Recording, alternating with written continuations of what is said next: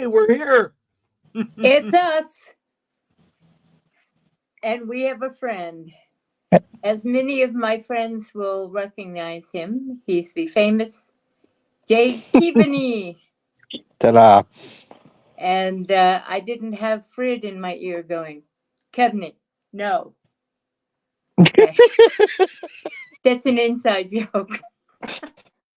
Anyway, I hope you guys all had a great week. This week we're going to talk about the people we've met. Some of the nice ones and some of the not so nice ones, but mainly nice ones. So, Mark, since you're going to lead the procession, why don't you? Okay. Well, I assumed you were, but okay, let's do this. Jay, why don't you tell us a little bit about your background? I know you're from Connecticut. You used to work for the state, right? Yep.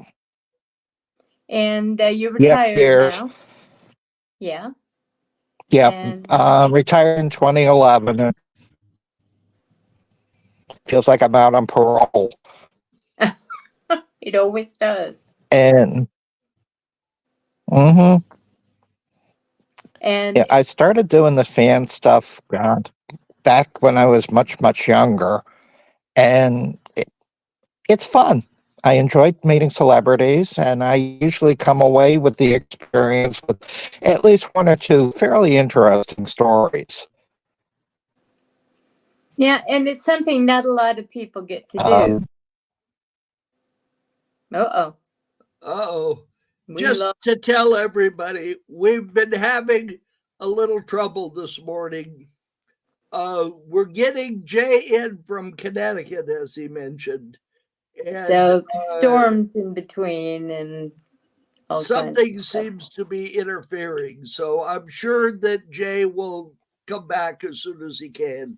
But when the audio breaks up a little bit on his end, we're sorry. It's not Jay's fault. It's just no. And it's not really Streamyard. It's just the nature of the beast. And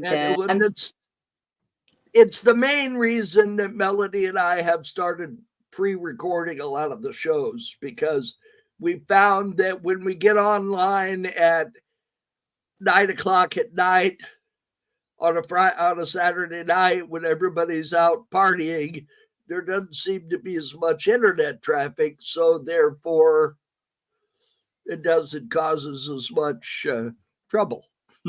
So exactly.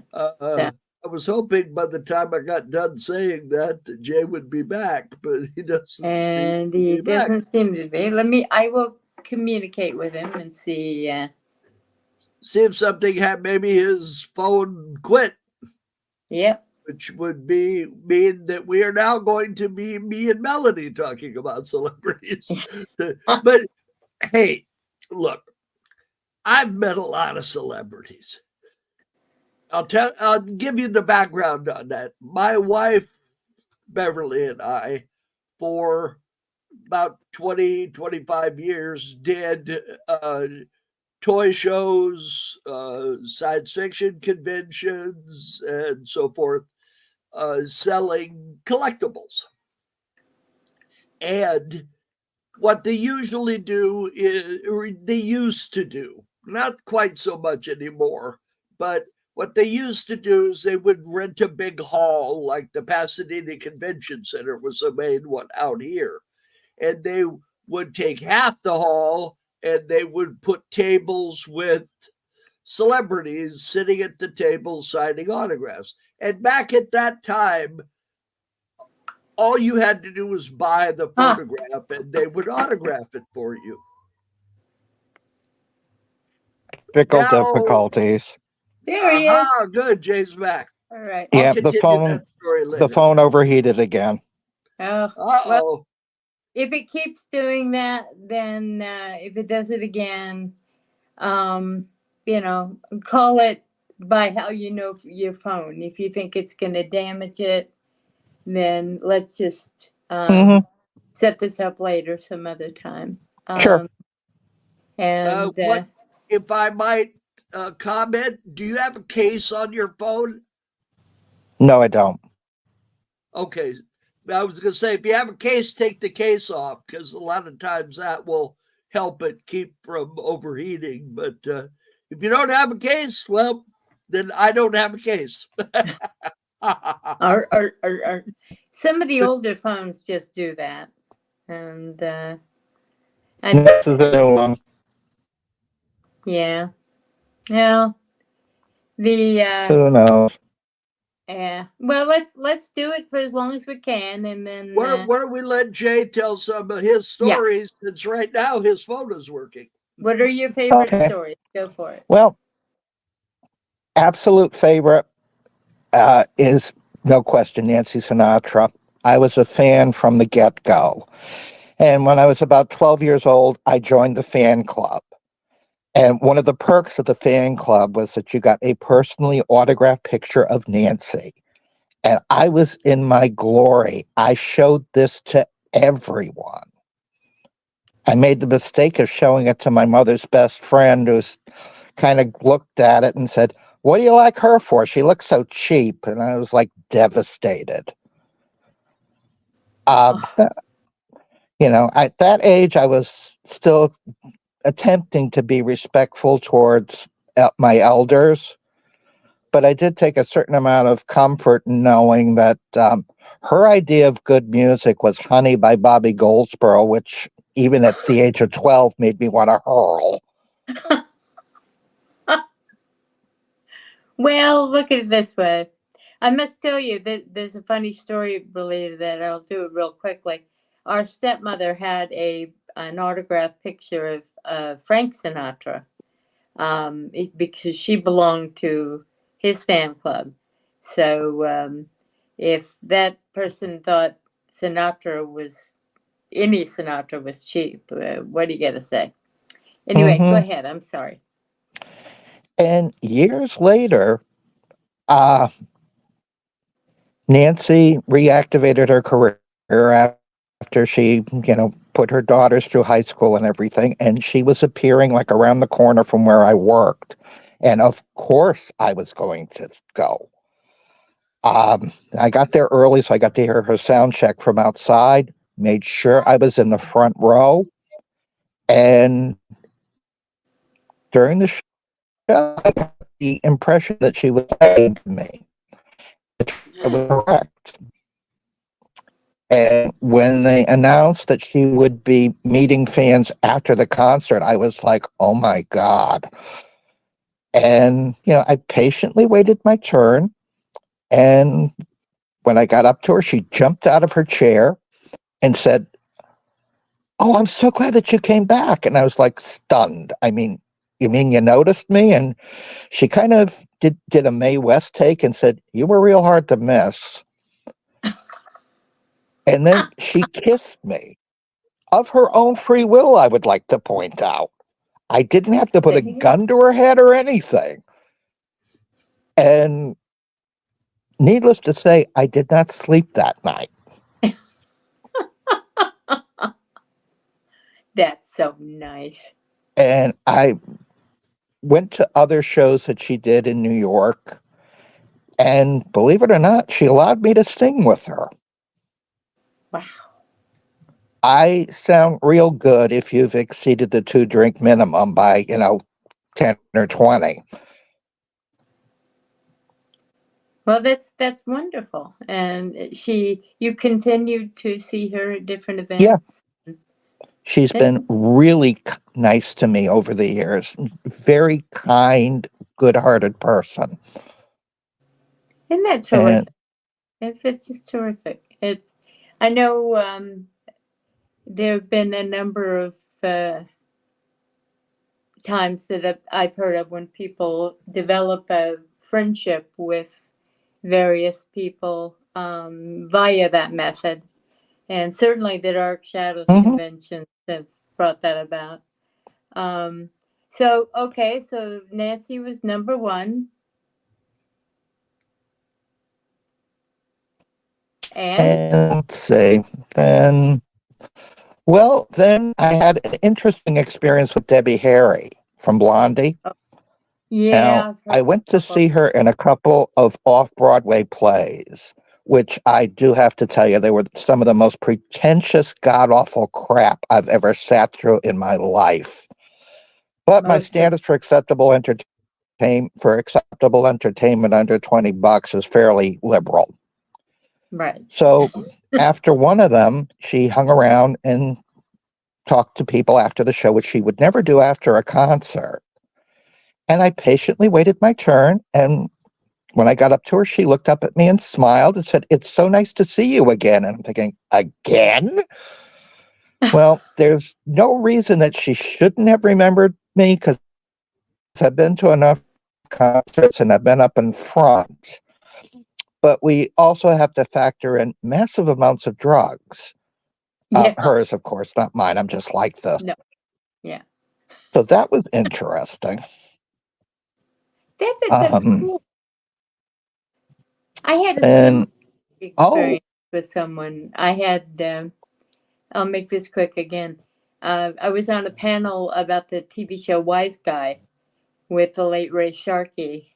And mhm, we had this lovely panel, and he and I ended up discussing during most of it. And the next day, I went up to get autographs for friends of mine because they were all terrified of him. And I said, "This is for this, and this is for that." And he said, "Melody, don't you want one?" And I don't know why, but it just shocked the hell out of me that he remembered me. And I said, "Do you know who I yeah. am?" He said, "Yeah, I just spent yesterday talking." Really? Well, But mhm, they're human beings, and we are too, and sometimes they notice that. And he had just been yeah. diagnosed, so I suspect that was part of it. Well, Anyway, I'm you sorry. know, Go ahead. Let me see. At one point back in the 90s, I had gone to a horror convention called Chiller Theater, and they had a costume event. So I decided I was going to dress up as one of the Ramones, which was an easy costume to put together. Yeah. Torn jeans, a t-shirt, leather jacket, and I had spray painted my hair black. I was Joey by default because he was the only one who wore glasses. Yeah. And it just so happened that one of the actual Ramones was there that day. He wasn't there as a celebrity guest, he was there as an attendant. So, of course, I had to go over to him. And he didn't quite know what to make of me. He thought I was Eric Von Zipper from the Beach Party movies, and I didn't feel any real need to correct him. There you go. If it works for you, go with it. nobody would know who you were Mhm. talking about, Jay, except for us old people. Yeah. Okay. I I'm found that getting out from some of the kids that I used to work with. I had to bring them up to my level, the way it is. which was I'm getting it asked took the a while. question. They want to hear Dark Shadows people stories. Like you guys don't hear enough of them. Well, let's see. See if Jay knows any Dark Shadows people. Oh, he does. Because I've they've met heard most your of them over the stories. years from the original show and the NBC revival. Yeah. I love the video, by the way, that somebody, it might have been you, uploaded with Laura and Lizette Anthony. mhm. And the look on Laura's face, you had to know That was Laura very to sweet. guess. Yeah, but she looked really uncomfortable. I felt badly for her. Yeah. She didn't do well in crowds anyway. Yes, Mark. I only met one. Yeah, he Catherine met Lee Scott. Catherine. I But did not get to be very friendly with Barbara Blackburn, who played Carolyn on the NBC show. Yeah. She did a one-woman show, which was one of the most brilliant things I've ever seen in my life. And she played like 9 different characters. She played,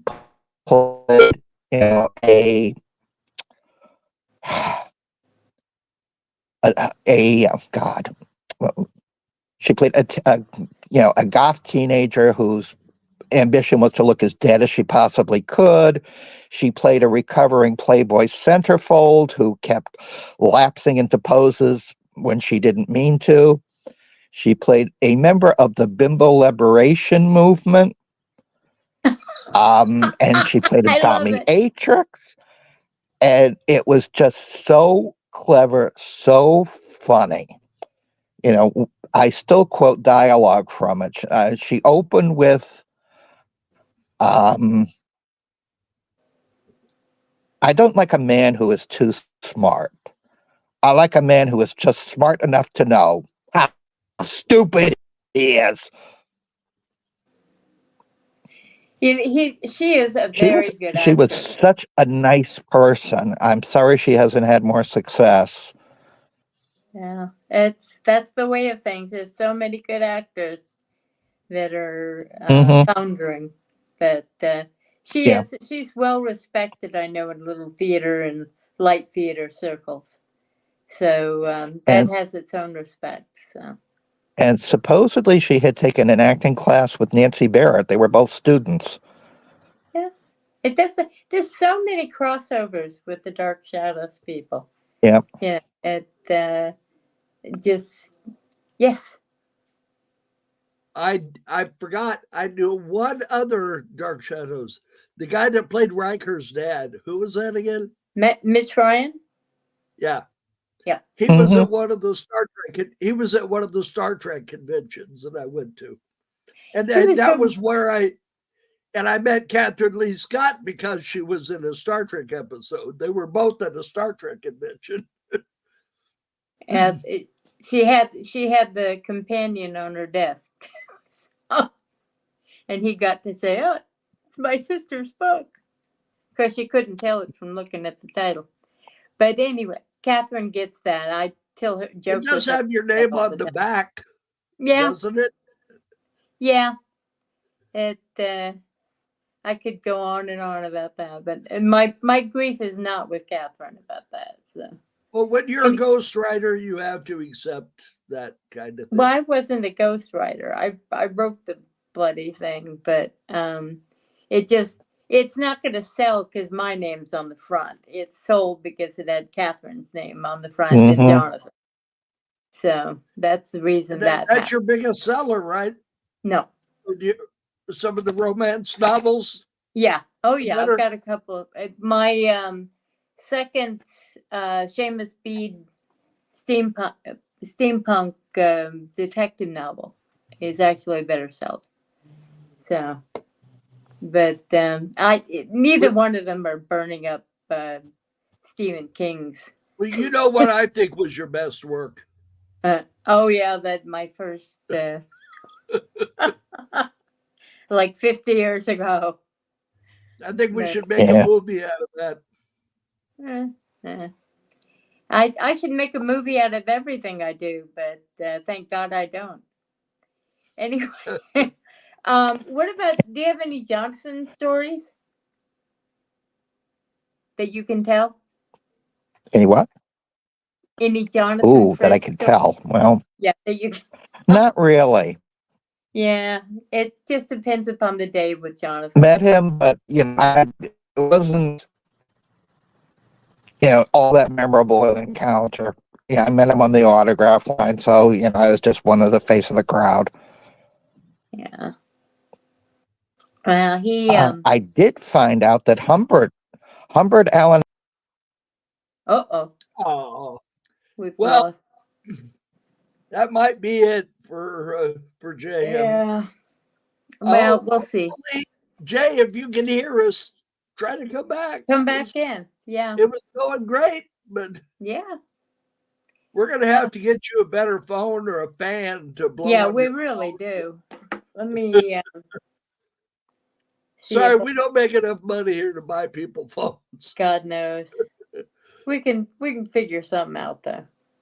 Now, Melody, are you using your laptop now, or are you using your phone still? Right now I didn't have enough. We've had stuff going on, as I'll talk to you about later, but I'm using my iPad right now, my new one. So. Oh. Is if it looks better, that's why. It does look better. Yeah. That's That why I and I thought you have- were using. That's why I thought you were using that computer that I bought you. I know, I have it. Unfortunately, it totally lost power, and I didn't notice it was unplugged until I was coming in and had to set this up. So next time we'll be ready. You haven't done the show yet with it, have you? Nope. But we had it all set up this time. But yay. We Well, had this works. If yeah. this is easier for you, this works. It's we'll I'd rather have the full effect. We keep losing and gaining somebody. Anyway, I tell you what, let me tell my Jonathan Fred stories. I have Yeah, a they few. wanted Dark Shadow stories. I have none. Yeah. So, Well, you have better ones with other people, but I'll tell the ones that I think might be of interest.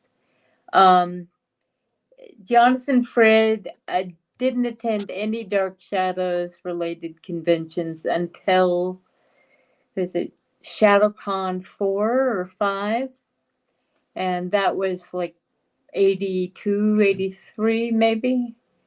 And no, I think it was earlier than that, maybe 81. Anyway, he walked in, and we had none of us had met him before. And he walked in the room, and everybody stood up. It was like the president walking in. Oh, good, we have Jay back.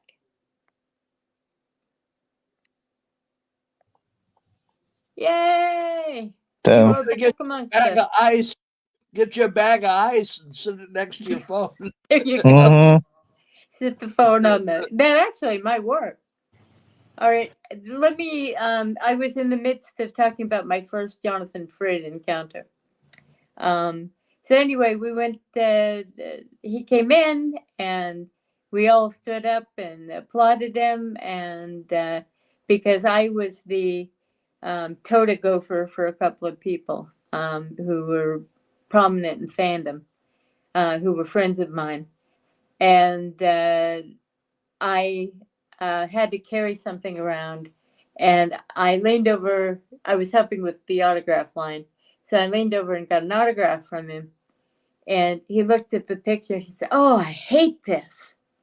And I said, "Shoot me, it was cheap." And he cracked up. So I got in good early with him. So he signed it. And of course, he was younger then, so he wasn't nearly as grumpy as he got Mhm. in later years. But I went to, when he was doing the one-man show, I went to his apartment with everybody else a couple of times. And he was always very civil and nice to me. I suspect because of my connections to other people. But anyway, that was my Jonathan Frid. Go for it. Well, this isn't my story. This happened to Helen Samaras when I'm sure she won't mind me sharing it. Hi, Helen. She had a pool party at her house, and Jonathan was there. And he told people that they didn't know how to properly get on one of the pool floats. So he decided to show them how to do it. And I've heard this one. unfortunately, as he mounted the float, his trunk slipped and he mooned the entire gathering. This was before, of course, phones were everywhere. So Nobody got a picture. his posterior was not shown for posterity. I like that. Posterior for Very posterity. good.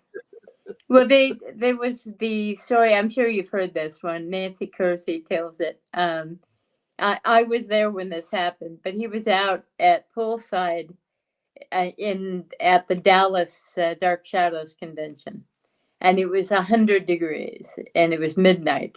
It was just horrible. So we're all sitting around the pool, and the people who are just fans, not working with the convention, were sitting there staring over at him. Well, those of us who work with the convention know not to stare at Jonathan. So we're all just sitting around. And there was also a knife fight that sprung up in the middle of it. And they got them out of there. But it was time to go in, and Nancy went over and shook his shoulder, because she was his assistant. And he looked at me. He says, "Well, I'm awake. Party, party, party." And he was very himself. And all of these people are turning around looking like. So we had to kind of usher him. Well, Nancy ushered him in. I stayed as far away as possible because he could get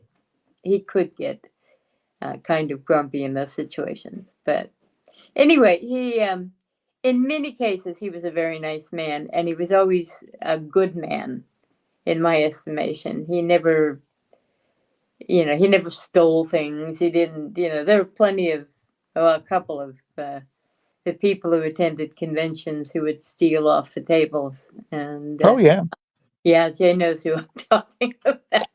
Unfortunately, yeah. And but Jonathan never did anything. Of course, he was, fairly wealthy, but he treated everybody with respect. If he did get grumpy with them, he would tend to go to them afterwards and apologize. And but he didn't always do that. So anyway, I know nobody has any Grayson stories. I think I'm the only one. Beth too. Beth Clapper. Marcy is gone now, but those of us who went to the Grayson gathering, as we called it, and those of us who went to the dinner afterward, which I did because I was in the hospital for the Grayson gathering. But she was very much like Jonathan. She was a New Yorker. She was very tough and very straightforward, but also a good person. And she backed me up 100% all the time. And she could be a real something or other at times, but she was 100% on my side. And that's the important thing.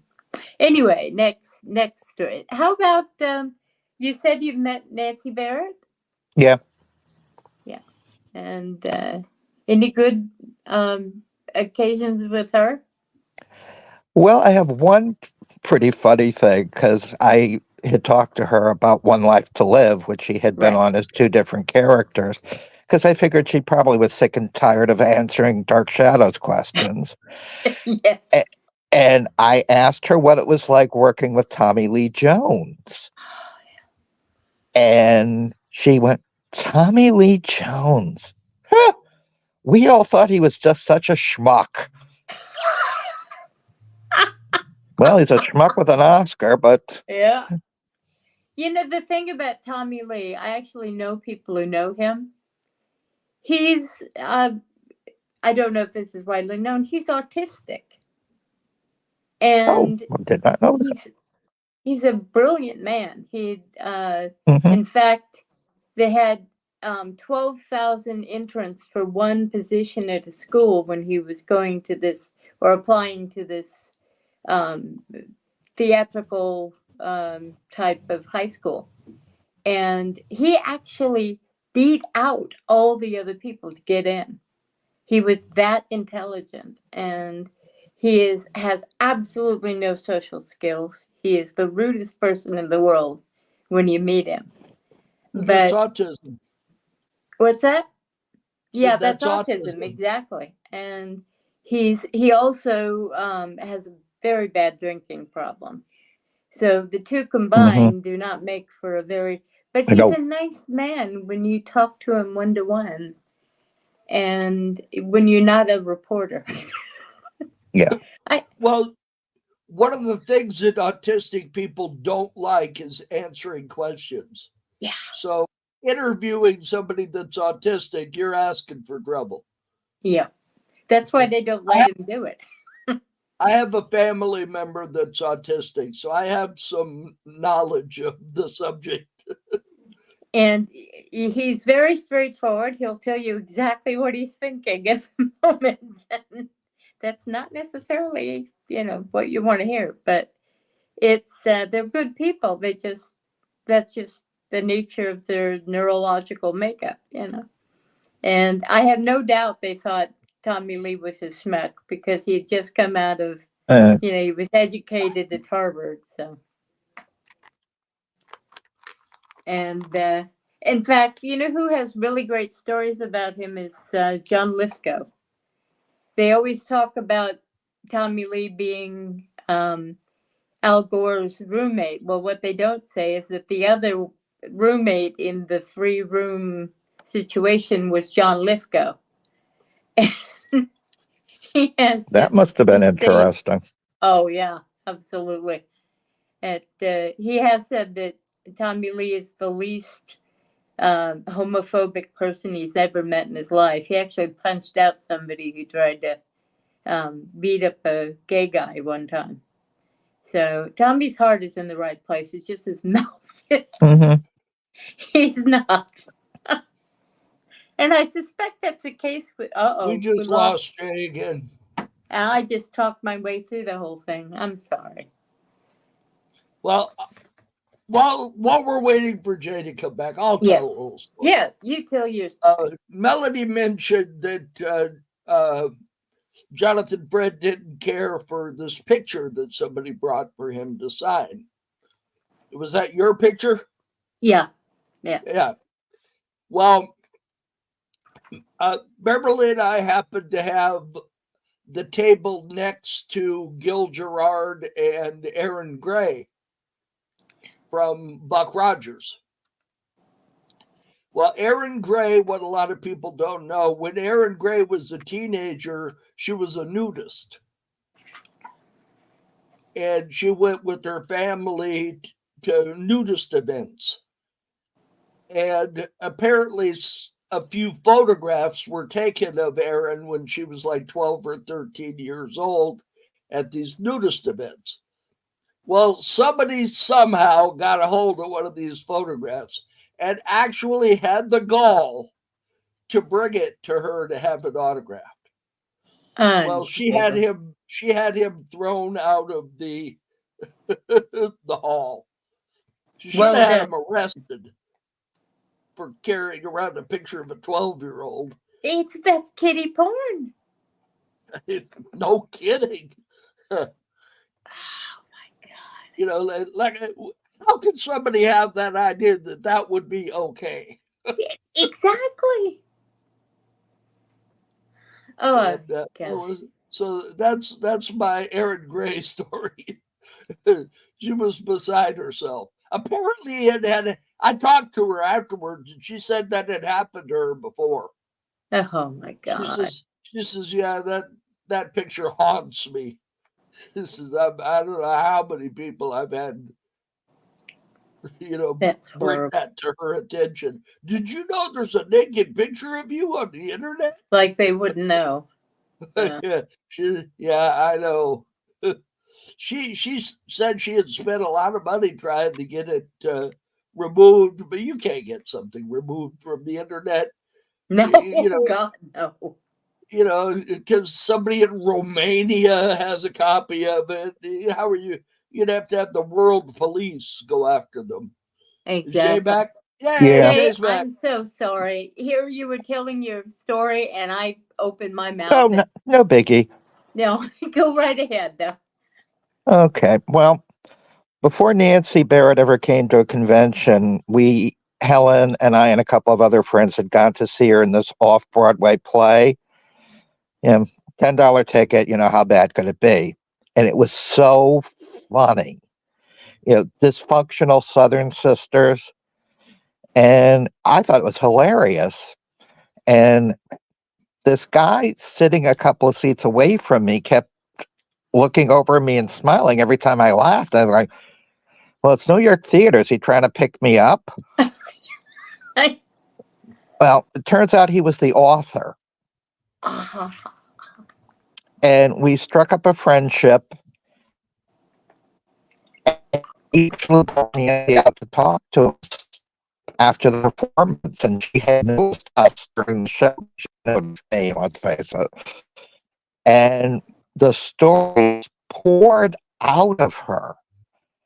And when I happened to mention to her that once upon a time, many, many years ago, I had played Carolyn, her eyes just bulged like, you? And like, yeah.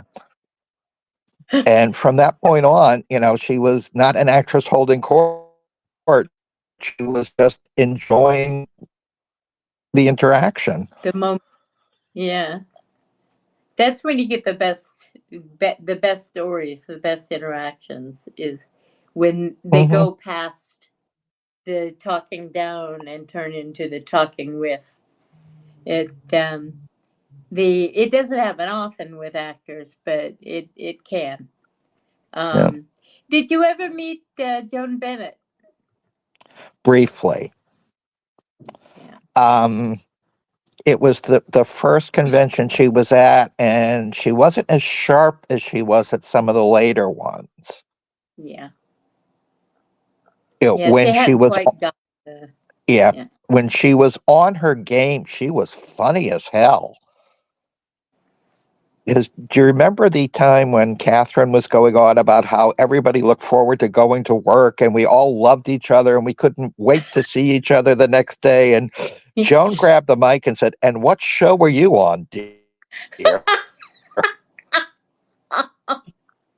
Yeah, I told Catherine that I think Joan was channeling Grayson. Because that's what Grayson would have said. Poor Catherine, that's kind of her job, is to, give the BS side of things. Did everybody freeze on me? No, Mark didn't. Okay. No. Oh, good. It's probably just my eyes. I'm just sitting still. Okay. Mm. Joan was a lot of fun in later years, as always, but she was a lot of fun. How about Louis? You must have some good Louis. Yeah. Helen took a bunch of us out to his house on Long Island once, and that was quite the experience. Yeah. Someone was using the bathroom in the house, and someone was using the bathroom in the guest cottage, and Louis apparently had to go. So he just relieved himself right then and there on the lawn. There Again, you go. nobody got pictures of that either. Well, that's good. Indeed. We're, of course, talking about Louis Edmonds. He was just great fun and one of the good people of the world. I once provided him sleepwear. One of his bags had gotten lost and he had nothing to sleep in. So I had these big old, what do you call them, Prodigy t-shirts. I was a Prodigy member. So he said, "May I have one of those?"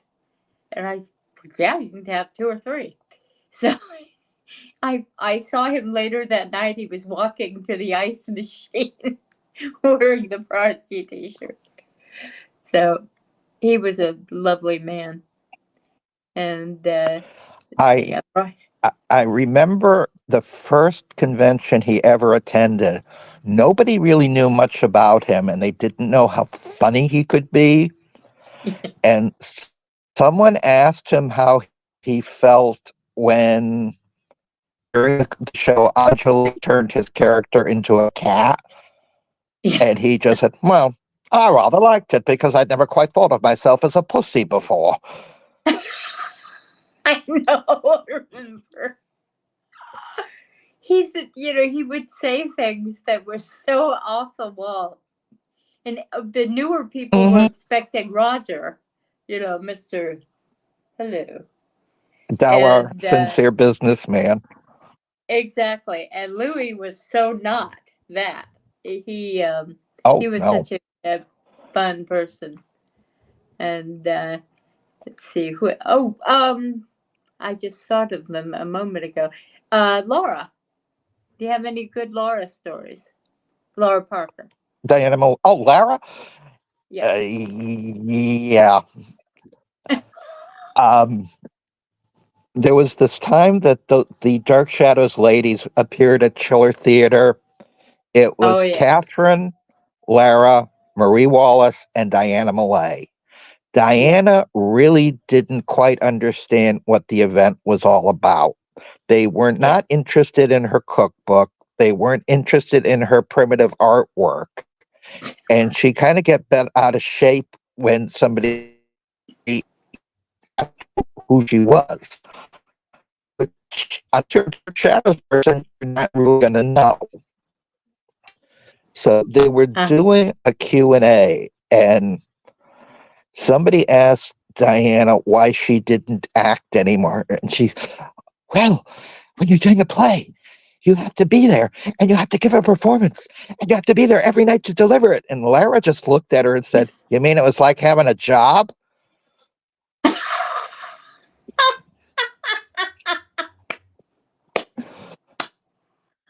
Oh, I like that.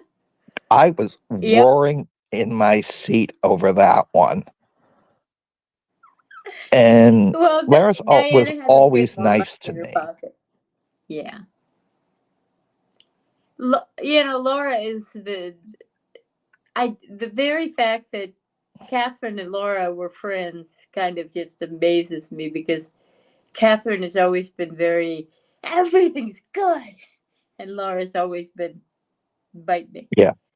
And exactly.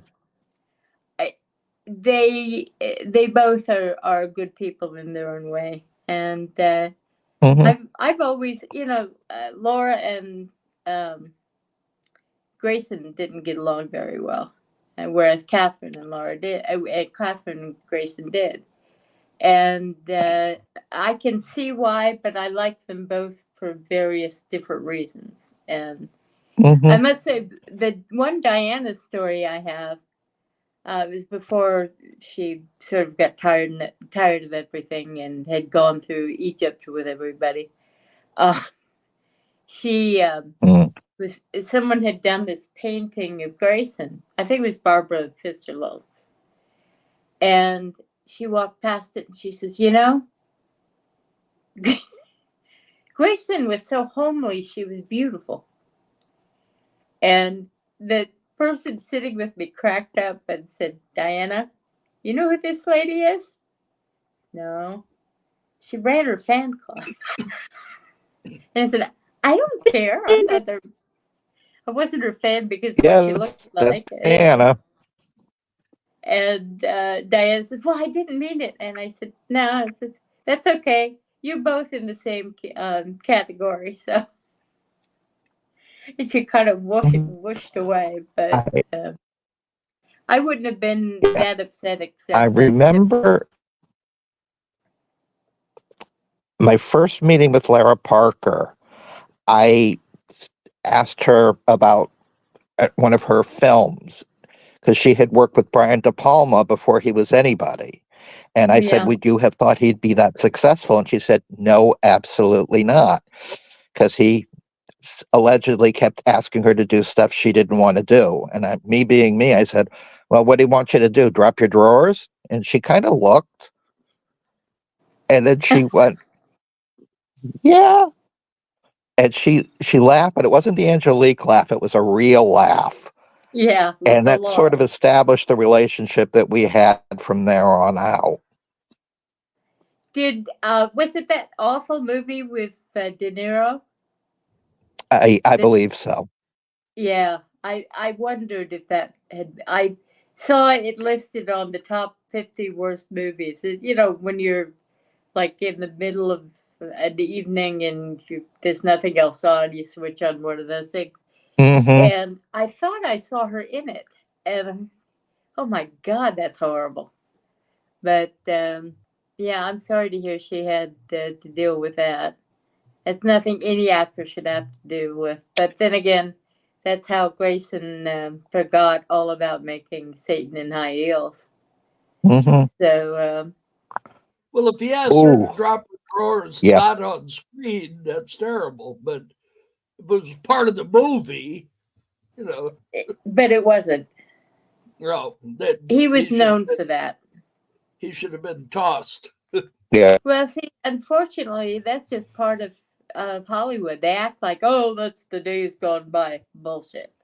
It's Well, look not. at Gene. Oh, we Look at lost Gene him. Roddenberry. He Yeah, slept with everybody on Star Trek, yeah, although none of them ever claimed that he put pressure on them. He just yeah, they all said they loved him afterwards. So yeah. Yeah, I don't remember Deke Kelly saying. no, he didn't sleep with D. Kelly, but Not the he guys, slept with no. Nichelle Nichols and Grace Lee Whitney and Majel Barrett. And Yeah, I think there was one other one too, probably so. all at the same time. Which is, how do you manage that? Well, yeah, and it's not like he was 14. He was like old. So, He was probably in his 40s, I think, when that was yeah, I going can see on. that. I mean, it's not You know, old, he old. was It's not grandpa old. no, he was in his 40s, but you know, he was a powerful man. He held their careers in his hand, so Yeah, you that's the know, very reason why he shouldn't have been doing that. But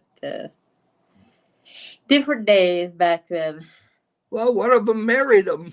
You Yeah, I know, know.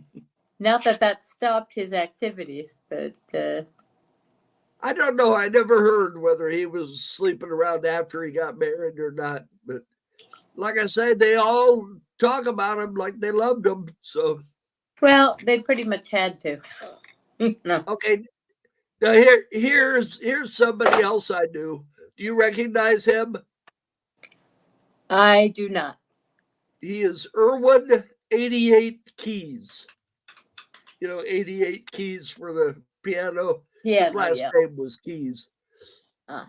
And he played one of Fred's Lodge brothers in the Flintstones movie. Oh, okay. He was Yeah, he bowling looks with like the Fred, type. and he had the big horns on his head. And he was Right. in a bunch of stuff playing a gangster. And a real nice guy. He died real young. Oh, Died not maybe 2 years after this, which was really? sad. That's horrible. Let's see. So that's there's Kent McCord, the gray-haired guy, used Yeah. to be on Adam 12, Yeah, I remember. and the guy sitting down is William Wyndham. Oh, yeah, he was a very He was big a pretty star big when star we at were one kids. time. Yep. And the lady talking to him was I don't know her name. She played the nosy neighbor on Bewitched. Oh, the one who was And married to our neighbor. Gladys Kravitz. George Tobias. Yeah, George Yeah, Tobias she was married to George Tobias on the show. on the show. Yeah. Sandra Gould or so Alice Pierce? the first one. Alice Pierce. Yeah. And Yeah, we lived Melanie in Big and Bear I, at one time. yeah, we knew George Tobias. He lived right by us in Big Bear. He lived down with the normal people, not on the movie star side. Yeah, all the movie stars like Ephraim Zimbalist Jr. All lived over in Snow Summit. Yep. And George lived over in our neck of the woods. Although Moonridge, that's where the Riddles lived. Yeah. Yeah. And Melanie and I went to school with Nelson Riddle's kids.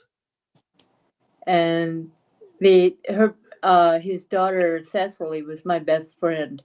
So I got to meet Frank Sinatra Jr. because of that. And Linda Ronstadt, didn't you? And Linda Ronstadt and a few Because people. Nelson Riddle was her personal her band leader. Yeah. And never got to meet Frank though. And he wrote. Well, I met Frank Sinatra Jr. He wasn't. I met Frank Jr. Yeah. He wasn't a guest of the convention I was at, they had James Darren and Robert Colbert there for their roles on Time Tunnel. Yep. It was a sci-fi convention. And I guess Frank Sinatra Jr. and James Darren were friends. And Yeah, he came there to see James Darren. And James Darren ended up being a lounge singer on Deep Space Nine later on. I didn't know who he was, but he was. We were at Frank Jr.'s birthday party, and Cecily was there, to see her dad. We weren't at the party. We were in the, bottom basement area that was the playroom. But he was there. I remember he was one of the people there. But I must say, an interesting thing too, because we're coming up on the top of the hour. So I want to thank Jay for hanging in there with us. That has not been an easy thing, I know.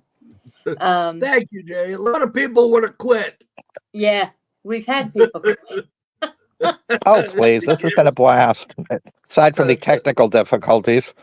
Yeah, it's always fun. We got to do it again when you get your technical problems ironed out. Yeah. Well, we'll see. Let's give our worst stories, shall we? I didn't hear what you said. Let's tell our worst celebrity stories. Ooh. Our worst run-ins. You want to do that, or shall we go another direction? Well, the Robert Vaughn story was probably the worst. Yeah, that's sad. What a jerk. Well, unfortunately, some people. Andrew Prine was probably mine. He was a jerk. Yeah. I never like to say that. I didn't like to badmouth celebrities, but he's dead now. So I think I can say he was a jerk. He wouldn't autograph anything unless you paid him. And back at that time, the standard way of doing things is you bought the photograph and they would autograph it for free. Mm-hmm. And most of the time they charged 10. If they were like a nobody, they charged $10. And if they had been somebody, let's face it, if you're at the conventions, you're not really somebody anymore. Not anymore. No. You've slipped off the top of the ladder and you're down a few rungs. And they had people like Richard Hurd and Gil Gerard and Gary Lockwood. Well, Gary Lockwood's career kind of went to hell because he had this big spot on his head, like a Gorbachev mark on his head. I don't know where that came from, but I'm sure that put an end to his acting career. Well, did you ever see the episode he did on Love American Style when he was still married to Stephanie Powers? I don't think so. And I don't remember it's unique. The concept of the episode was that Stephanie said that his mouth wasn't big enough for kissing, so he decides to expand it. And he spends the bulk of the episode on his knees with a doorknob in his mouth. I remember that. Very strange. It's mere coincidence that they divorced not long after that. Well, I liked her. She was the girl from Uncle. Yes, she was. Lovely person.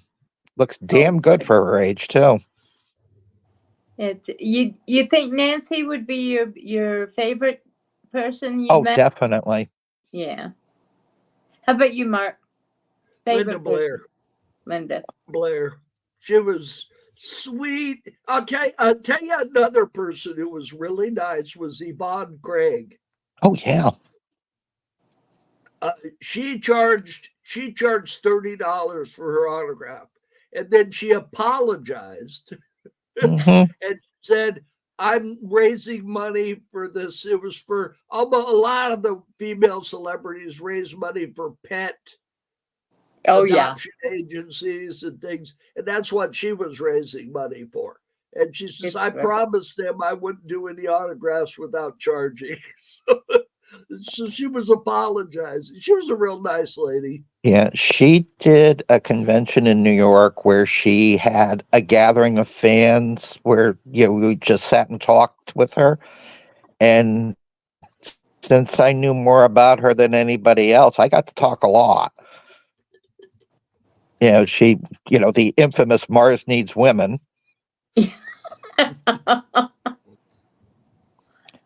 So I had her sign on a still, Mars Needs Men Too. Oh, that's sweet. Well, I think my worst one was probably Ben Cross. We interviewed him in relation to the companion, and he was just. I think I got him on a bad day though. And at the time he was fairly nice. Dark Shadows related, probably other original OG DS, probably Roger Davis, but that doesn't surprise anybody. However, Roger has been a lot better these days since he's gone through some problems. But he was the replacement for Jeffrey Doole, wasn't he? And Peter Doole. Yeah. Peter. Jeffrey was the guy that replaced Roger After Davis. They couldn't get rid of Roger Davis. Yeah. Yeah, Roger is just he's a case in point in many respects. But the nicest person probably was Louis in DS Land anyway. But well, guys, I think that's about it. And we still got 2.5 minutes, actually. Oh, what was I thinking? We're at 57:45 right now. Okay, I was worried about Jay's phone. I don't want Jay. Me too. If your phone goes out, we'll say goodbye for you. Okay. It will. There's no sense in you coming back for 30 seconds. So. Yeah. But thank you so much for being here. You've been a delight, and all of your stories were wonderful. Thank you. And I know everybody enjoyed it. And hi, Helen.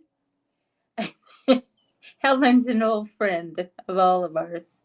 And I did want to mention something. You brought up, Jay brought up Mars Needs Women. Yeah. Plan 9 from Outer Space. One of the conventions I went to, the gentleman that played the police officer on Outer Space. His entire career was going to conventions wearing that police uniform. Yep. And I also, thank goodness, got to meet and chat with Forrest Ackerman. Yeah. From Famous Monsters magazine. Forrest was a big Dark Shadows fan, and he used to go to the early DS fan. Yes, I remember seeing him at least one ShadowCon.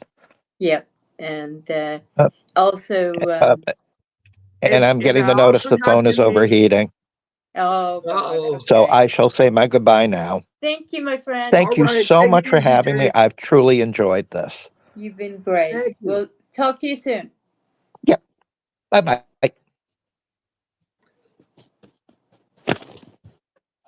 I also got to meet the gentleman who created Outer Limits. I can't think of it.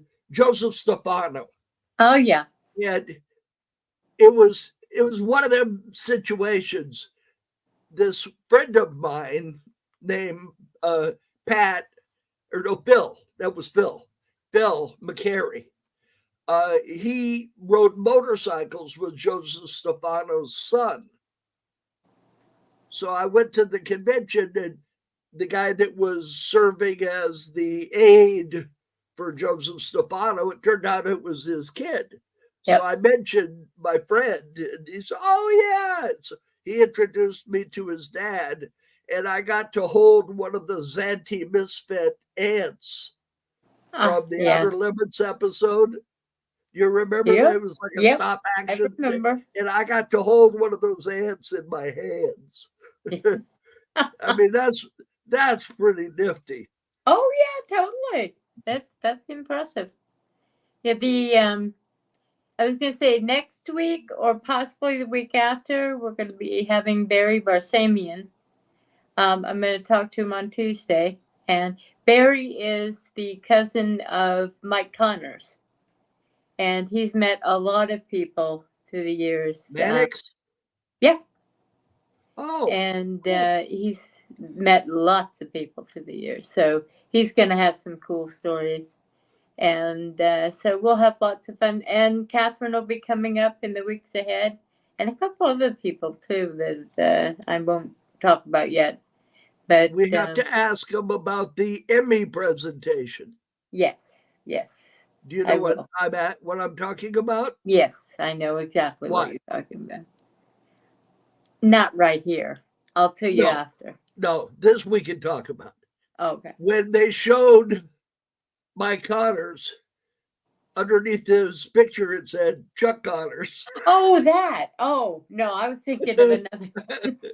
And apparently Mike Connors could see a monitor. As he looked up and then he looked down and he laughed. It happened a lot like that back then. So. Yeah. Well, Chuck Connors was still acting back in that time period. They were all Mike Connors was when Mike Connors was Mannix. And you remember Mannix started out as one of the Name of the Game episodes. Yeah. And it was the name of the detective agency. It was like ITX or something started with an I. Yeah. And then it's been so long. It did well, so they patterned it off on its own as Mannix. Right. So, anyway, everybody, please give a good thought to. I'm going to get this in. I'm sorry, Mark. Sure. Give a good thought to Barry because he's going through a lot of stuff right now with a number of different health issues and such. So send a good thought toward him. And I'll talk to him on Tuesday. Catherine, I'll talk to you tomorrow if I can hunt you down. And say a big happy birthday to my favorite great nephew. And tell him he's got a gift certificate in your email. For Amazon. I'll check my email when I get done. Okay. Okay. I'm gonna play the theme song and remove us. Sounds good. See you next week, everybody. All I gotta do is there we go. Bye, everybody.